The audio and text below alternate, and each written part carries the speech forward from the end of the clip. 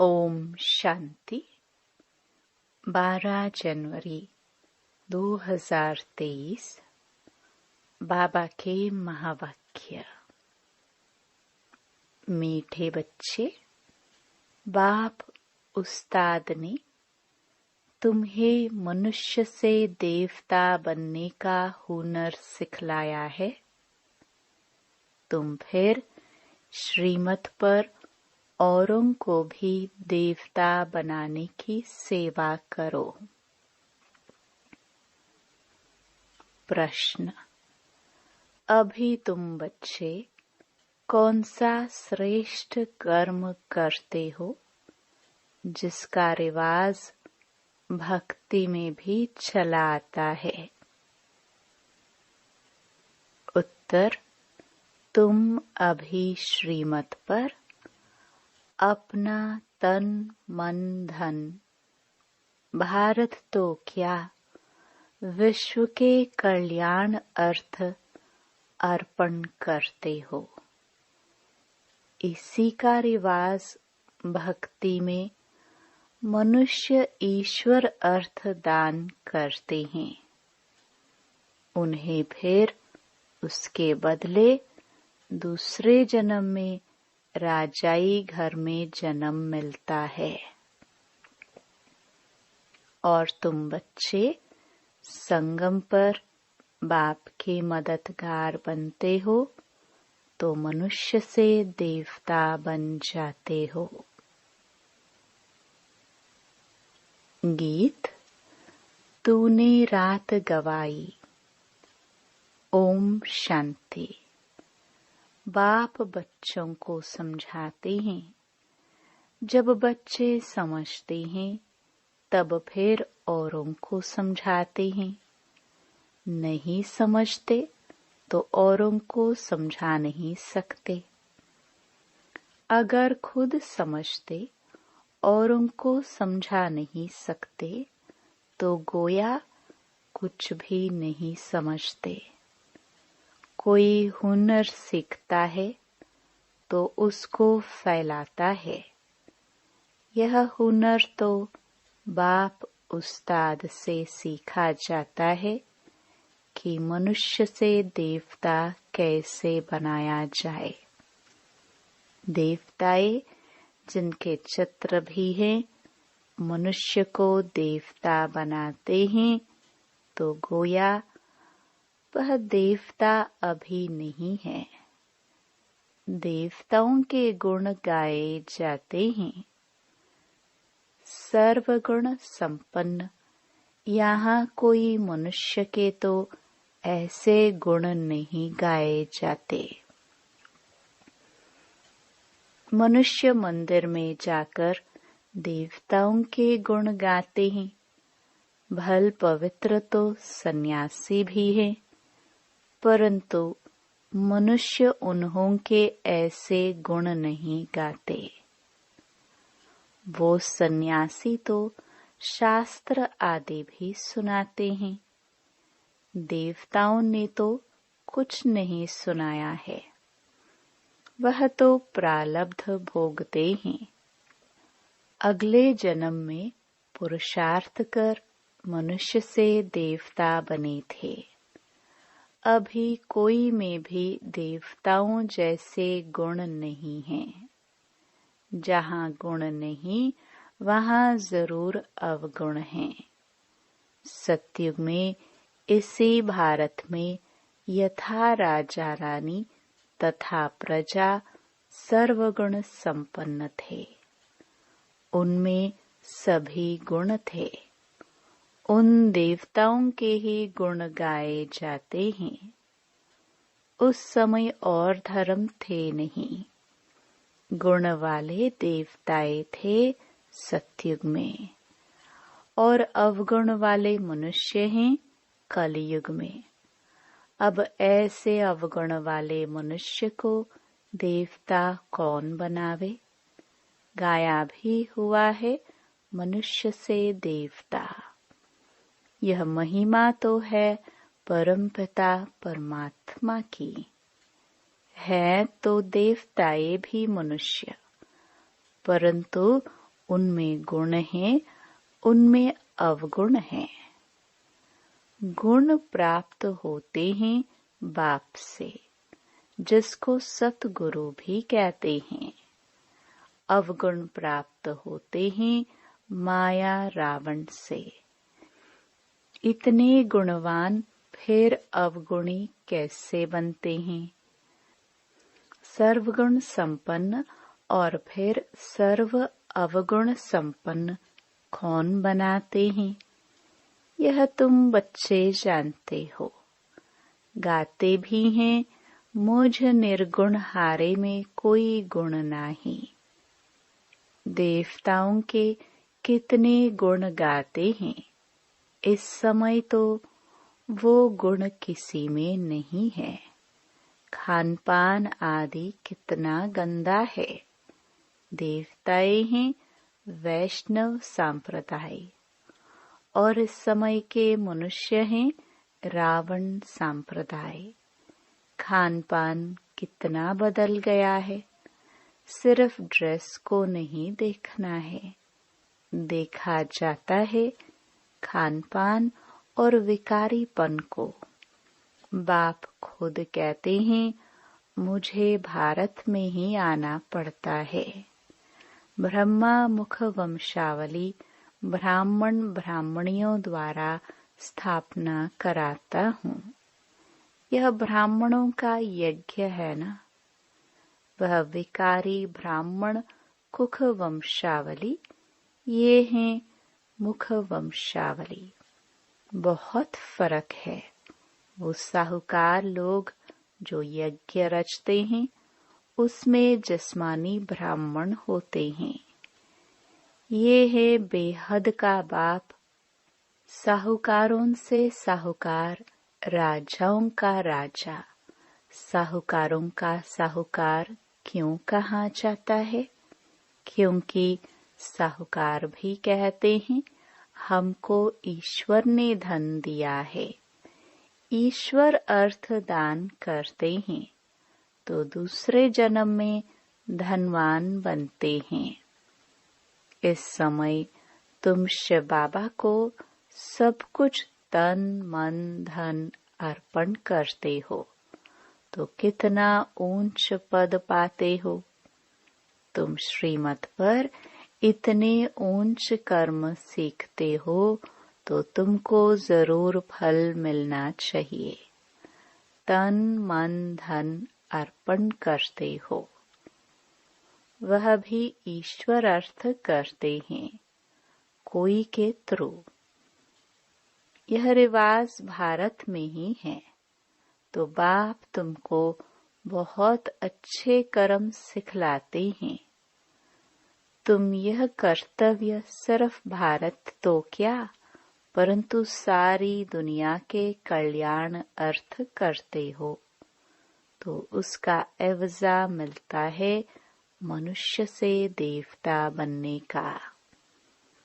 जो श्रीमत पर जैसा कर्म करते हैं ऐसा फल मिलता है। हम साक्षी हो देखते रहते हैं। कौन श्रीमत पर चल मनुष्य को देवता बनाने की सेवा करते हैं। कितना जीवन परिवर्तन हो जाता है। श्रीमत पर चलने वाले ब्राह्मण ठहरे। बाप कहते हैं ब्राह्मणों द्वारा शूद्रों को बैठ राजयोग सिखलाता हूँ। 5000 वर्ष की बात है। भारत में ही देवी देवताओं का राज्य था। चित्र दिखाने चाहिए। चित्रों बिगर समझेंगे पता नहीं ये कौन सा नया धर्म है जो शायद विलायत से आता है। चित्र दिखाने से समझेंगे ये देवताओं को मानते हैं तो समझाना है कि श्री नारायण के अंतिम 84वें जन्म में परमपिता परमात्मा ने प्रवेश किया है और राजयोग सिखला रहे हैं। यह उनके 84वें जन्म का भी अंत है। जो सूर्यवंशी देवता थे, उन सभी को आकर फिर से राजयोग सीखना है। ड्रामानुसार पुरुषार्थ भी जरूर करेंगे। तुम बच्चे अभी सम्मुख सुन रहे हो और बच्चे फिर इस टेप द्वारा सुनेंगे तो समझेंगे हम भी माता पिता के साथ फिर सो देवता बन रहे हैं। इस समय 84वें जन्म में पूरे बैगर जरूर बनना है। आत्मा बाप को सब कुछ सरेंडर करती है। यह शरीर ही अश्व है जो स्वाहा होता है। आत्मा खुद बोलती है, हम बाप के बने हैं, दूसरा न कोई। मैं आत्मा इस जीव द्वारा परमपिता परमात्मा के डायरेक्शन अनुसार सेवा कर रहा हूँ। बाप कहते हैं योग भी सिखाओ और सृष्टि चक्र कैसे फिरता है वह भी समझाओ। जिसने सारा चक्र पास किया होगा वह इन बातों को झट समझेंगे। जो इस चक्र में आने वाला नहीं होगा वह ठहरेगा नहीं। ऐसे नहीं सारी सृष्टि आएगी, इसमें भी प्रजा ढेर आएगी। राजा रानी तो एक होता है ना। जैसे लक्ष्मी नारायण एक गाया जाता है, राम सीता एक गाया जाता है। प्रिंस प्रिंसेस तो और भी होंगे, मुख्य तो एक होगा ना। तो ऐसा राजा रानी बनने के लिए बहुत मेहनत करनी है। साक्षी हो देखने से पता पड़ता है यह साहूकार राजाई कुल का है या गरीब कुल का है। कोई माया से कैसे हारते हैं, जो भागंती भी हो जाते हैं। माया एकदम कच्चा खा जाती है।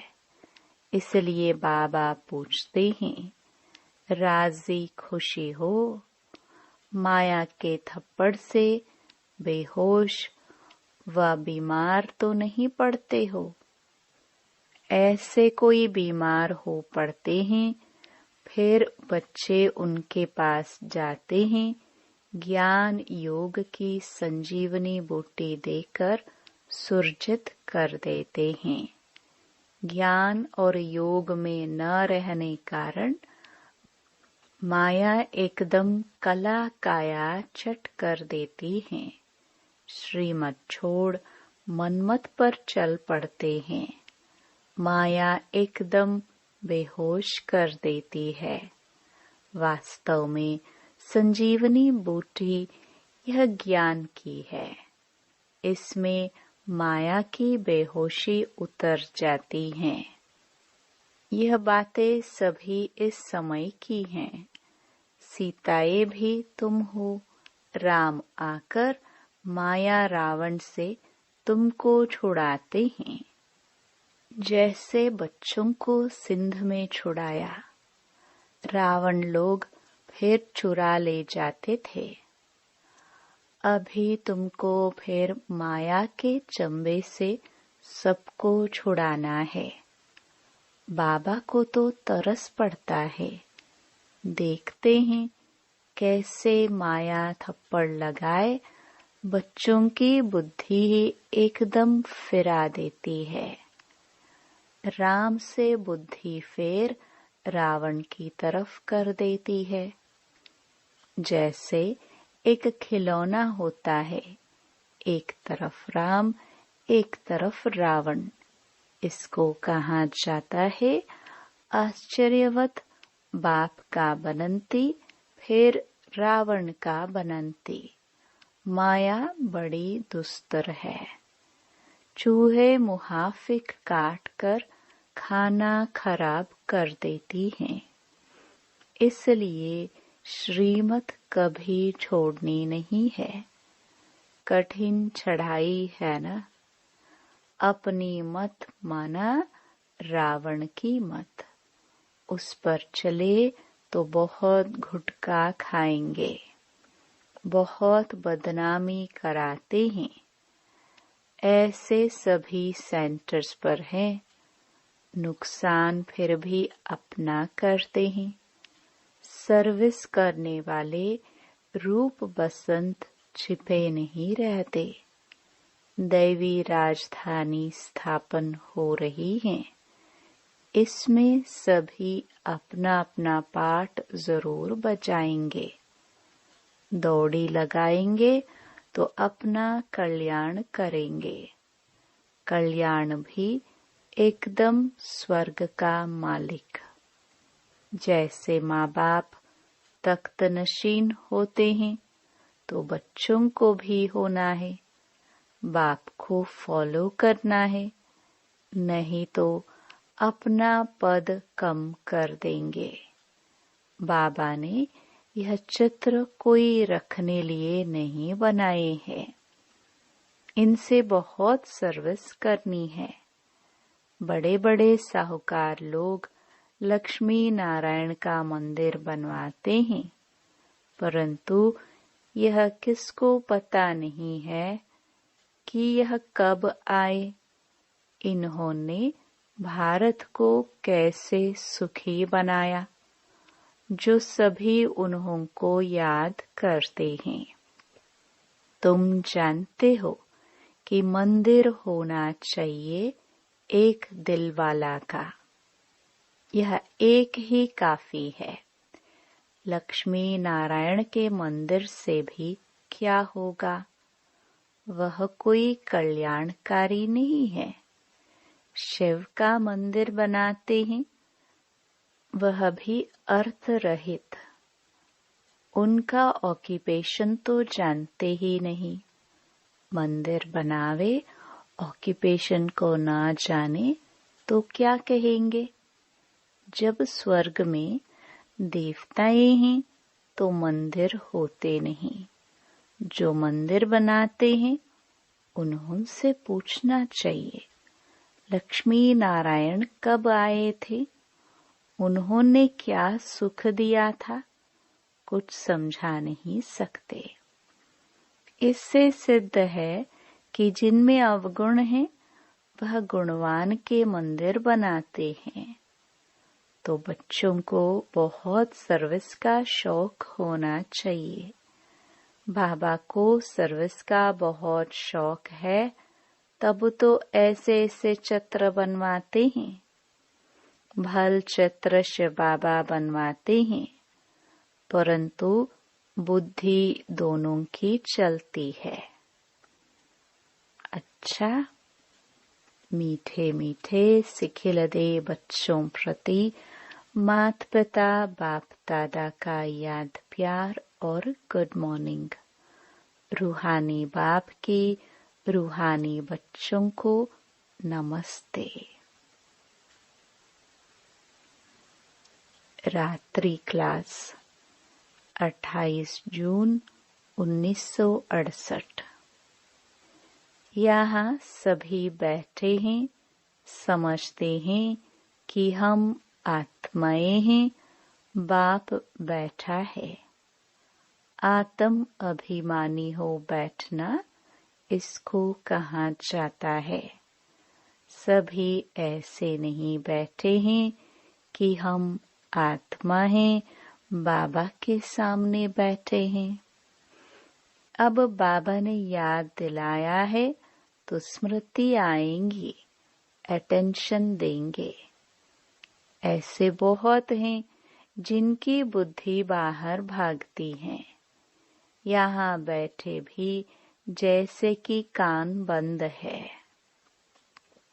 बुद्धि बाहर में कहाँ न कहाँ दौड़ती रहती है। बच्चे जो बाप की याद में बैठे हैं, वे कमाई कर रहे हैं।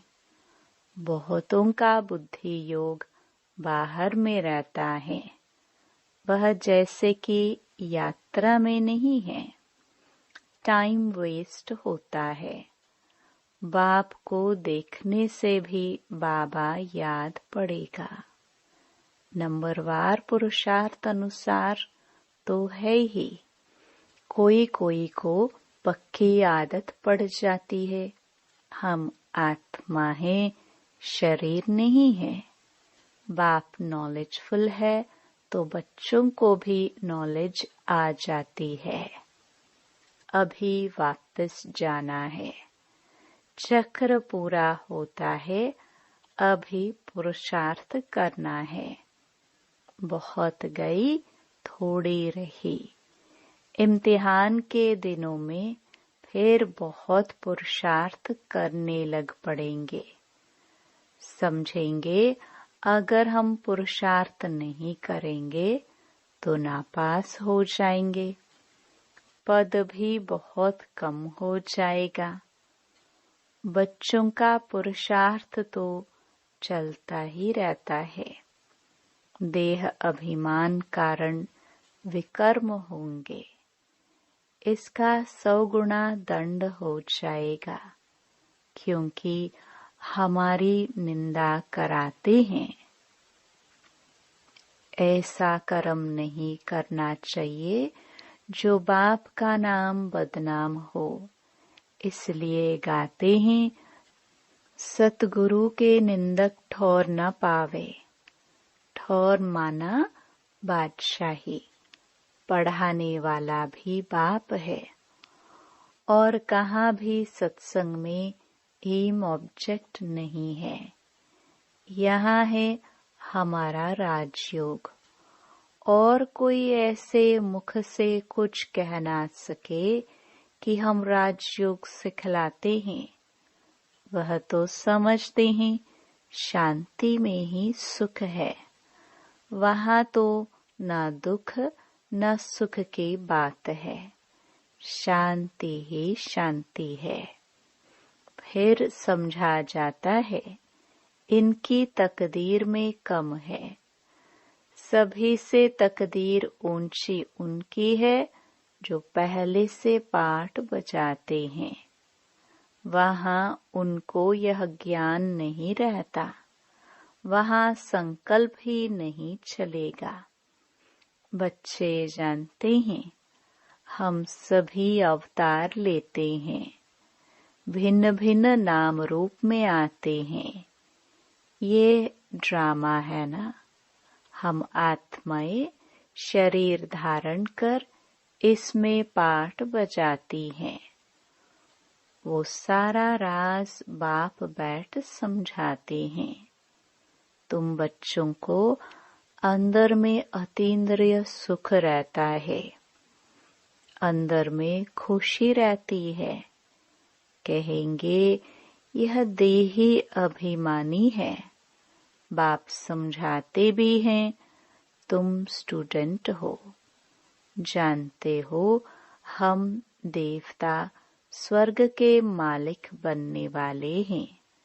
सिर्फ देवता भी नहीं, हम विश्व के मालिक बनने वाले हैं। यह अवस्था स्थायी तब रहेगी जब कर्मातीत अवस्था होगी। ड्रामा प्लान अनुसार होनी है जरूर। तुम समझते हो हम ईश्वरीय परिवार में हैं। स्वर्ग की बादशाही मिलनी है जरूर। जो जास्ती सर्विस करते हैं, बहुतों का कल्याण करते हैं, तो जरूर ऊंच पद मिलेगा।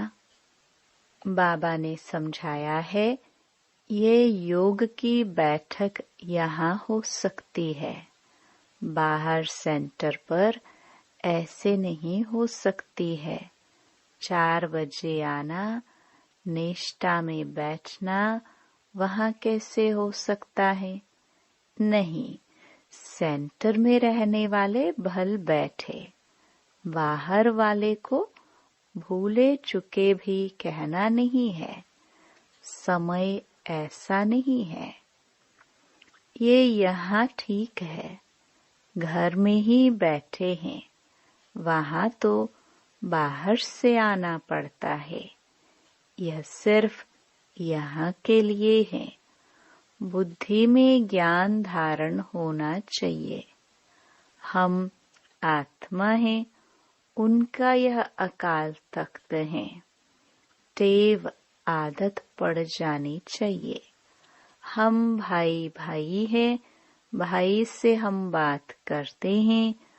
अपने को आत्मा समझ बाप को याद करो तो विकर्म विनाश हो जाए। अच्छा, मीठे मीठे रूहानी बच्चों को रूहानी बाप दादा का याद प्यार, गुड नाइट और नमस्ते। धारणा के लिए मुख्य सार। पहला, ज्ञान योग की संजीवनी बूटी से स्वयं को माया की बेहोशी से बचाते रहना है। मनमत पर कभी नहीं चलना है। दूसरा, रूप बसंत बन सर्विस करनी है। मात पिता को फॉलो कर तख्त नशीन बनना है। वरदान, अपनी शक्तिशाली स्थिति द्वारा दान और पुण्य करने वाले पूजनीय और गायन योग्य भव।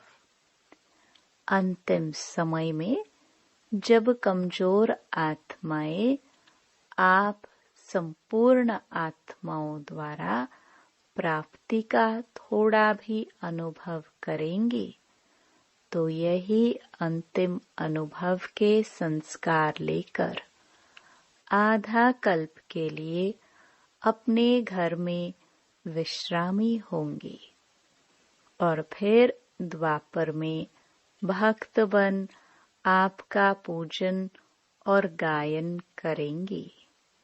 इसलिए अंत की कमजोरी आत्माओं के प्रति महादानी वरदानी बन अनुभव का दान और पुण्य करो।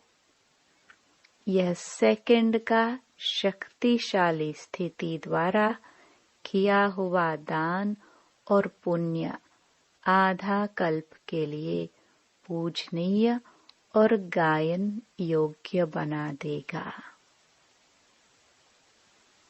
स्लोगन, परिस्थितियों में घबराने के बजाय साक्षी हो जाओ तो विजयी बन जाएंगे।